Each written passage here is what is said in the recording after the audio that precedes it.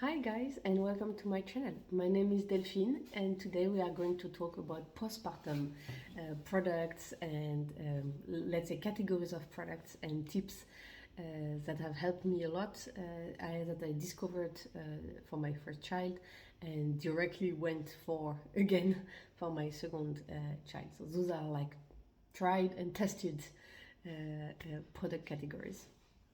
So it's a postpartum video, so it will not all be glamour subjects, but I think it's still an important conversation to have. And it's a general postpartum thing, so it's not specific if you had a C-section or if you're breastfeeding or not. These are really the products that if you give birth, you can use, and they can make a few aspects of your postpartum a bit easier or nicer, or yeah, that's about it. So I'm going to start with this is a postpartum belt.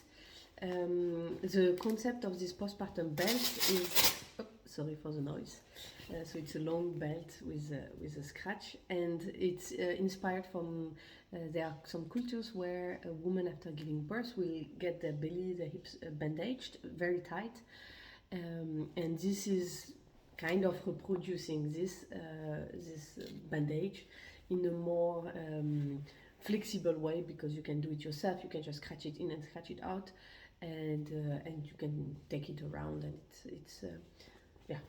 it's kind of another take on this bandage.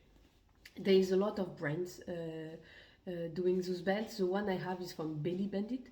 It's a UK based company, and I have the bamboo one, but they also have other kind of fabrics. If you had a C-section, they have a specific one for C-section.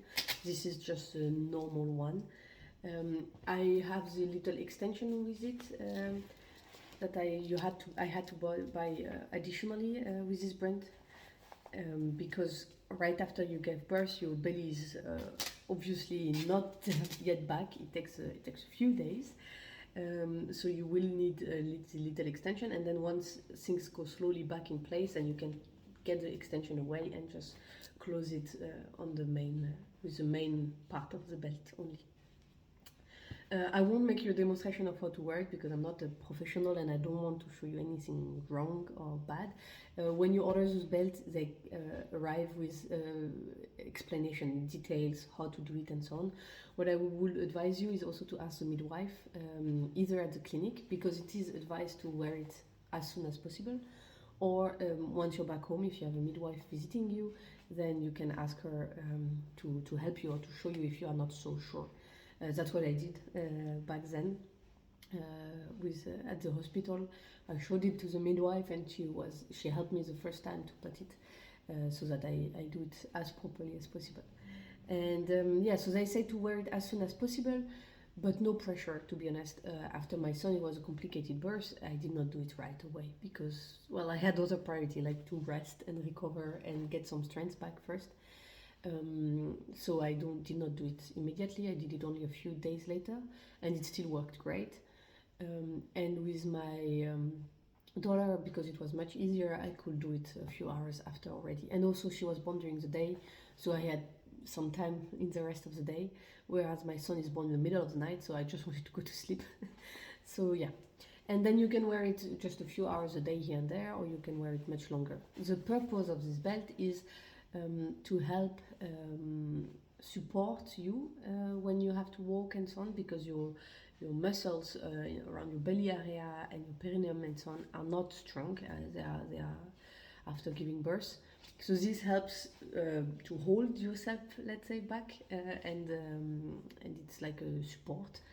That's one aspect. And also a second aspect is because you make it tight, it also helps to shrink everything a bit back in place. Nothing miraculous, to be honest. I mean, don't expect something crazy, but it's a little support and it's helpful, I found, at least in my case. So yeah, nothing will be miraculous. Huh? You need time to heal. And then there's also a genetic aspect. Some women will recover faster than others. Here you have to give yourself time and don't put too much stress on yourself. Another product that can help with this whole aspect of shrinking back. Because when you gave birth, so your organs were moved around, your uterus grew bigger, everything got a bit moved around. There are some oils, some massage oils that you can use, that you will put on your belly, and you have to massage in your direction in a circle, clockwise. So I will do it here high because you cannot see my belly otherwise. But basically, you do this move. And one of the midwife told me what you can do also is what she calls the sun and the moon. So you will do with one hand the circle, and if from your point of view they have to be in clockwork direction, and with the other hand you will do like that. And you can press, and don't be afraid to press a bit in your belly with it, and this will help bring so your uterus back in shape, because it got huge, right, for the baby, and it has to go back. So it will help with that. It will also help with the organs to go back in place. It will help with your transit to get started again this direction, and so on. And and it's a mix of oil. So if you are based in Germany, you can find it from the Bahnhof Apotheke. It's a Wochenbettbauch massage oil, it's called. Beautiful German word. So it's basically, the translation is a massage oil for the belly, for postpartum. And it's a mix of almond, sunflower, or some I don't know how to translate, to be honest. It's a mix of a lot of oil. I think you can find some, I cannot translate, also some of the Latin words, I don't know, like Prunus, amygdalus, dulcis oil, I don't know what that is, or Triticum, vulgare germ oil, Helianthus, annuus seed oil, oh, I think this is a sunflower, Cannabis, sativa seed oil, Citrus grandis oil, Pelargonium, graveolens oil, and so on and so on. I could put the list if you want in the description, so if you want to look based on this Latin name for a similar oil. But I think you can find a lot of brands, a lot of different ones. You could ask your midwife, maybe she has a recommendation, wherever you are. But these are very, very useful. And this massage you can do once, twice a day. You can do 5 minutes or 20 minutes, it depends on the time you have. It can be a moment for you also to take. It smells a bit, but it's not too strong, the smell. So yeah, it's good, it's really good. I cannot say anything, it helps. I had no clue about them. It's after the birth of my first child, while I was in the clinic, a midwife gave a small version of it to me, and explained to me how to do it, and I had great results with it also. I think in combination with the belt, using both of them, it really helped me to have things going back to normal quite fast. And so for my son, before the birth of my second child, then I went and I bought the big one and I've been very happy with it. I also booked, which I had not done for my first child because I also did not know it was an option. For my second child, I booked some professional massage for postpartum, where the person will do this massage, and she came with this oil, and she did these moves, and it was great. I mean, she went much stronger than I would dare to do on myself. So you can go strong, basically. Don't hurt yourself still, but and yeah, it's great. So second recommendation. Then third recommendation I will have, here I don't really have a product to recommend to you because I finished my last one and I threw it away, obviously, because I did not thought about keeping it. But it's not about a specific product anyway. Is to keep using hydrating cream. So I don't know what, if during your pregnancy you took the habit of massaging and putting cream on your belly. This is something I did during my pregnancy to try to avoid stretch mark, and also to try to keep the elasticity of the skin, so that after birth it also comes back maybe a bit easier together. Also, again, genetics, there's only a limit of what you can do there. but along these lines, you can keep using those creams. And there are some which are specific for postpartum or specific for pregnancy. They are very rich. They are often for the elasticity of the skin, and I will keep massaging after, so that until things go slowly back, and it takes time. Then keep just massaging to help your skin stay soft, and that, yeah, it goes back as good as possible. Although again, it takes time, and things will often never be exactly the same as they used to be, which is also obviously perfectly fine. Then another category of products is so hygiene products, let's say body hygiene, so deo and shower gel, for example. Shower gel, exactly, that's the word. Because, so I learned this after the birth of my first child. So they will smell you, right, their mom. You have for them a very specific smell, your natural smell, which comforts them, which they like, which they can quickly learn to identify with.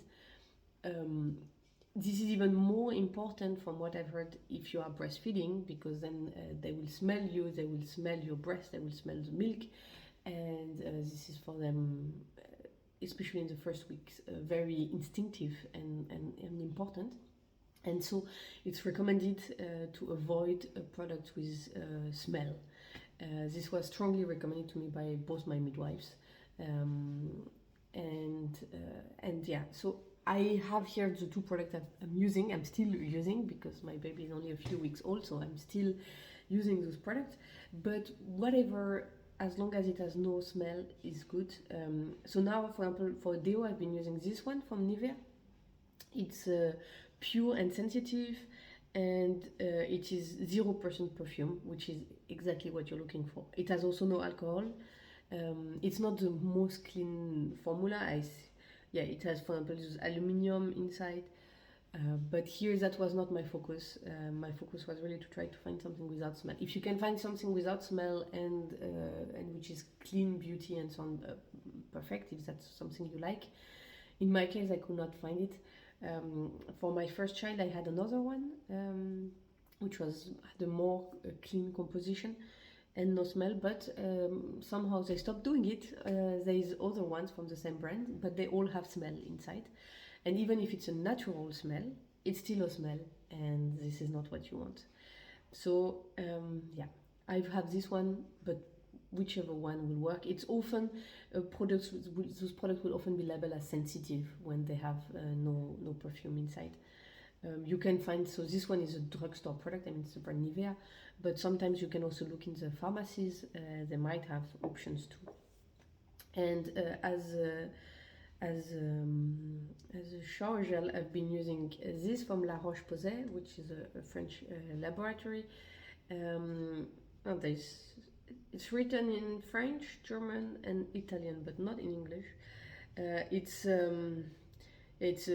washing cream against irritation, and it's also you could also use it on babies. They say it's also even from birth for children and adults, and it's from birth. So the ingredients are very mild, and there's no perfume, nothing irritating, because for newborns it's the same. You cannot use anything irritating. So it has absolutely no smell. It's very interesting. It's very funny when you're used to all those products with a lot of smell, and I like, to be honest, to have a nice shower gel with a nice smell. It's often part of the whole experience, let's say. It helps to relax. So it's very funny to have products with absolutely no smell. It feels a bit weird. But yeah, they are very good. So I can recommend those ones, but again, you can also go for other ones. This is no problem. I've not been able to find a shampoo without a smell. But I also believe it's a bit less important, in the sense that I don't wash my hair every day, first of all, and second of all, it's a bit further away, and the smell will also go away. It's not when you hold your newborn against your chest, or if you're breastfeeding directly on your skin, they will directly smell this whole top area. I think it's a bit less important for the hairs. But I've also not been using perfume. I normally wear perfume every day, but in the first month after giving birth, I stopped using perfume for exactly the same reason. Especially, I have also my newborn a lot up here around my neck, and so I don't want to, yeah, to put too much perfume on her. Also, it could be irritating for her skin in this case of perfume if I just spray perfume and then I will put her here. So yeah, that's something you might want to avoid.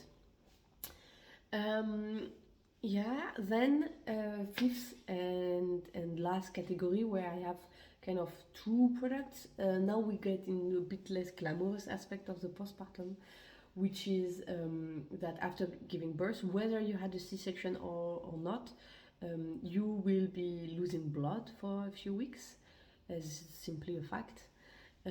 So you will need something to hold the blood, and there I will recommend to buy. You can go to your pharmacy. You can buy. It's kind of big pads. You will have some normally at the clinic, and then you can buy some for yourself at home. Sometimes in some clinics you can take some to bring home, but because you might bleed for several weeks, it will probably not be enough what you can take with you from the clinic. So I would advise to go before you give birth to the pharmacy and buy a pack of those ones, because they are thicker than the classic period protections, and they also have no chemical product inside that could irritate you, because if you had the C-section this might be a bit less of a concern, but otherwise you could have had some small tear, you could have had some small irritations and things, and you don't really want to have product with chemicals there. And a lot of the other classic protection that you will use, for example during your period or things like that, have some perfume, have some things inside. Forget about tampons or anything, right? This is a no-no. Your doctor will probably tell you. Here they put warning and they tell you and so on and so on. You have to use something external.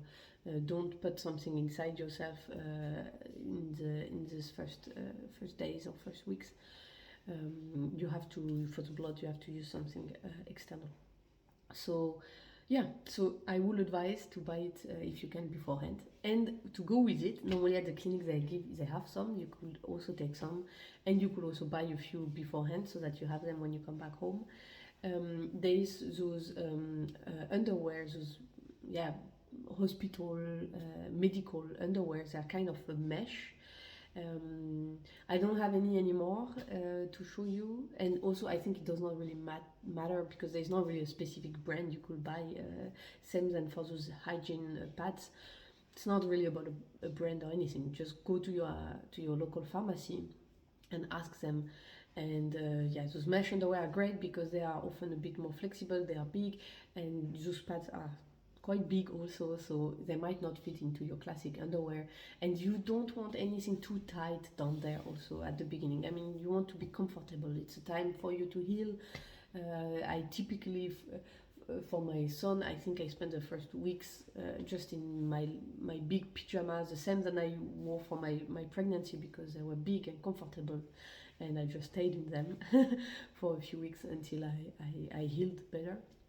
For my daughter, because it was easier, and also probably it was my second child, I was back on my feet much faster, so I was dressing up faster. But it also, I waited I think 2 or 3 weeks before I started wearing a pant, and I'm wearing maternity pants, which are also bigger, more elastic, more comfortable, nothing tight. So yeah, these are 2 things I will recommend. So those pads and those underwear, and to go with it, to stay in the topic of hygiene in this area.